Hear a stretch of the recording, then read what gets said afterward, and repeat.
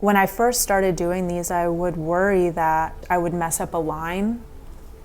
But since doing it, it always works out. I've never made one of these that I threw away because it got messed up. It just always has a way of working itself. How would you describe your emotions when you draw or create? Serene.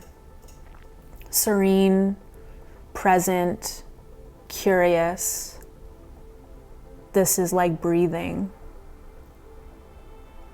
I like to obstruct eyes almost exclusively. You know, that's the portal to the person, and that can be very distracting.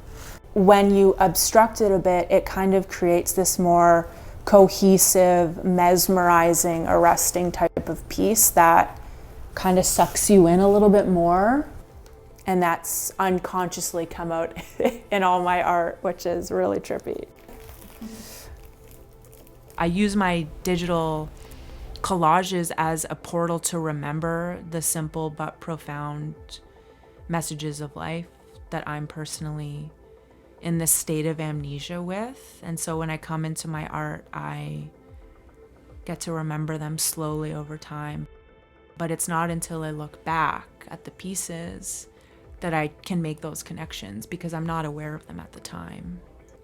I had an experience microdosing mushrooms for a period of time after hitting rock bottom mentally. I was feeling really low and constantly anxious and just doubting that I have anything to give in this world. And something within that just had me reaching for natural elements, mushrooms and flowers and stuff, and even fishtails. Those are things that I use in my pieces.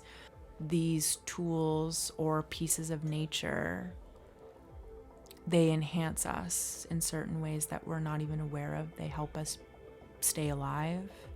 I'm not microdosing anymore. It's been a couple years, because I feel like I learned what I needed to learn and now I need to implement.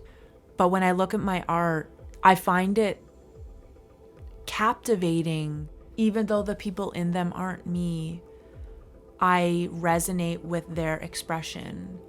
And that is what I hope to give other people when they look at that there is this unfamiliar resonance that is ironically familiar, that gives people the space to let what needs to arise, no matter how scary it might be.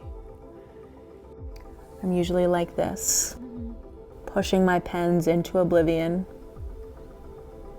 My calm word is patience, and that word has helped me a lot. Even when I don't believe that it's possible, I know that I'm going to be a late bloomer in this life.